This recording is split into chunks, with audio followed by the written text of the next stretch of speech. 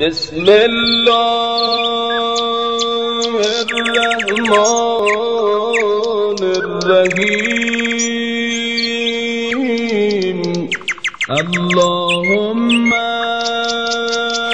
كل وليك الحجة ابن الحسن صلواتك عليه وعلى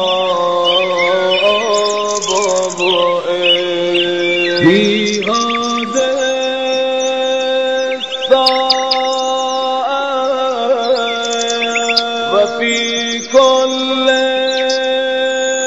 ساعة وليا وحافظا وقائدا وناصرا ودليلا